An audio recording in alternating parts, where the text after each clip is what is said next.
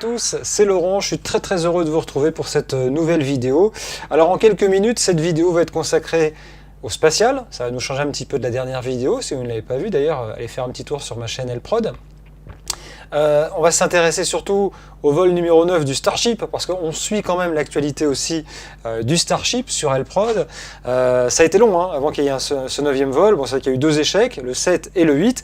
On va d'ailleurs faire un petit tour grâce à la chaîne NASA Spaceflight, voilà. Là, vous voyez peut-être un petit peu mieux ce qui se passe en direct en ce moment sur Boca Chica et à la Starbase. Et comme vous pouvez le voir derrière moi, regardez, ils sont assemblés, le S35 et le B14, le booster B14 qui va être le premier booster réutilisé. C'était lui qui avait servi au 7e vol, et bien il va être réutilisé pour ce nouveau tir, qui est donc le 9e et qui est prévu mercredi. Alors heure de France, ça sera 1h30 heure de France. Et puis bien sûr, alors on ne le suivra pas en direct, malheureusement, je ne pourrais pas techniquement être là à cette heure-là du matin, car j'ai un peu une vie derrière et un métier.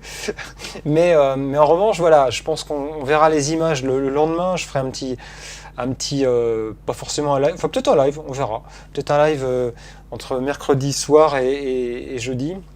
Pour un peu commenter ce qui s'est passé, en espérant que tout se passe bien, puisque c'est un vol à enjeu, effectivement, un vol où il n'y a pas le droit à l'erreur, pour plein de raisons, et on va y revenir d'ailleurs tout de suite, si vous le voulez bien, puisque c'est l'idée de cette vidéo aujourd'hui, c'est de faire un point sur ce que doit être ce vol 9, ce qu'il va apporter, et ce qu'il ne faut surtout pas rater. C'est en tout cas ce qu'on souhaite à l'entreprise SpaceX.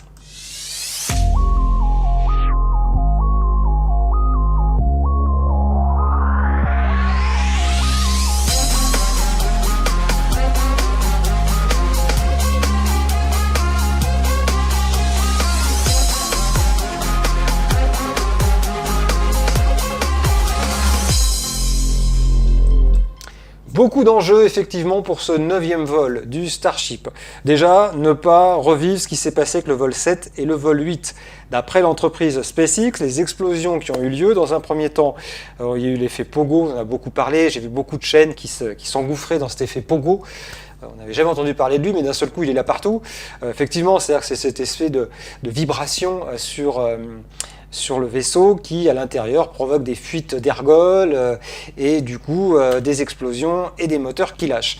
Ça, c'est ce qui s'est passé au vol 7. Au vol 8, l'entreprise SpaceX dit que la panne est totalement différente de ce qui s'est passé au vol 7.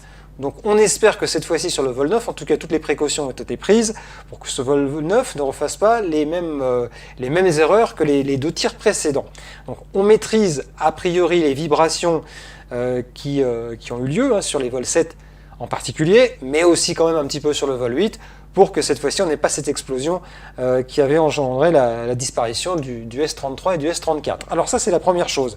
Chose importante, c'est le B14, le booster B14, le Super Heavy, qui lui va monter donc le Starship vers son point de séparation, redescendre sur Terre ensuite. Il ne sera pas récupéré par la tour Mekazila, ça aussi c'est important à souligner, puisque l'entreprise SpaceX ne souhaite pas faire revenir à la base un booster qui aurait déjà servi. Ils n'ont jamais testé encore ce que ça faisait. Ça, c'est la raison un petit peu officielle. Raison officieuse aussi, c'est que ce booster B14 fait partie de la première génération des boosters et que de toute façon, il ne leur servira pas une 3e fois. Donc, il y a peu de chance en tout cas. Donc, quitte à l'envoyer à la casse sur Terre, c'est peut-être pas très écologiste, mais c'est l'envoyer en pleine mer, comme ça on n'a pas à s'en occuper. Donc voilà un peu l'idée en tout cas de ce booster, pourquoi on ne va pas le récupérer. Et je préviens déjà les médias, au passage, qui diront « Ah, SpaceX a encore raté un peu son vol puisque le booster n'est pas revenu à la base. » Non, c'est voulu, donc il ne reviendra pas sur la tour Megazilla. Ensuite, pour le Starship lui-même, eh bien, vol suborbital, avec à nouveau largage de l'heure de satellite Starlink, pour vérifier si ça fonctionne. Je crois qu'il y a l'allumage d'un moteur qui était prévu aussi pour déjà simuler un vol en orbite, réallumage d'un moteur, pardon, un moteur vacuum, donc les moteurs qui servent au Starship à circuler dans l'espace.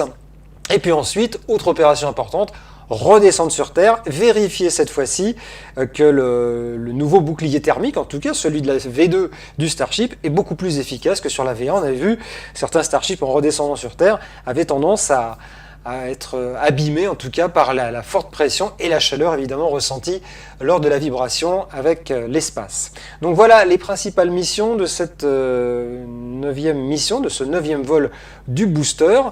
Et puis surtout ne pas se rater pour une simple et bonne raison, c'est que ça va ouvrir la perspective ensuite de commencer à envisager des récupérations de boosters, mais aussi de Starship.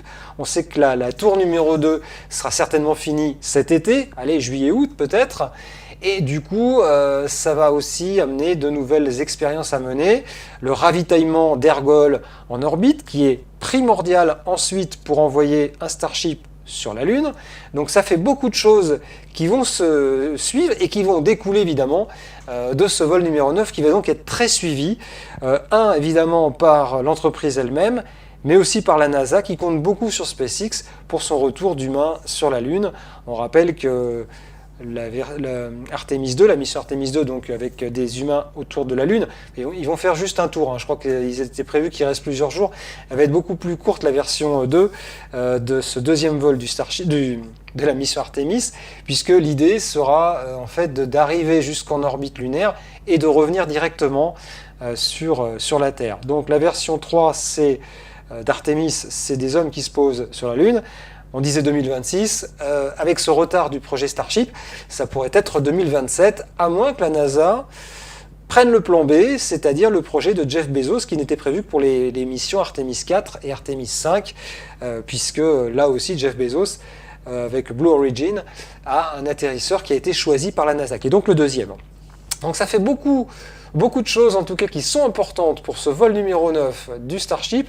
Alors je sais qu'il y a beaucoup de chaînes qui vont diffuser en live, et je salue d'ailleurs les courageux qui vont le faire, de diffuser en live le décollage du Starship, donc prévu normalement à 1h30 heure de France mercredi, ce mercredi 28 mai, c'est un début de date, ça ne veut pas dire que ça se fera forcément ce mercredi, mais au mieux mercredi à 1h30, et puis peut-être il y a d'autres fenêtres de tir qui sont prévues pour les jours suivants.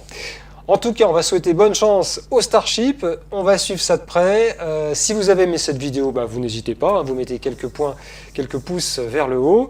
Vous n'hésitez pas à mettre des commentaires si vous pensez que le Starship aussi va réussir enfin. Est-ce que la version V2 va réussir ou pas? Donc j'attends vos commentaires, là aussi c'est important, en dessous de cette vidéo. Merci en tout cas de l'avoir suivi, de l'avoir regardé. Et puis on fera un commentaire, donc je ferai un petit live en direct, je pense, entre mercredi et jeudi, pour vous dire un petit peu comment ça s'est passé, en espérant que tout se soit bien passé. On voit, je rappelle, derrière moi, vous les voyez, le S-35 sur le pas de tir de Mechazilla, avec en dessous le booster B-14, qui va donc, c'est historique, le B-14 V2 qui va effectuer son deuxième vol. Et ça, c'est une grande première aussi pour SpaceX. Allez, go Starship, et puis je vous dis à très bientôt pour de nouvelles vidéos sur L-Prod. Ciao.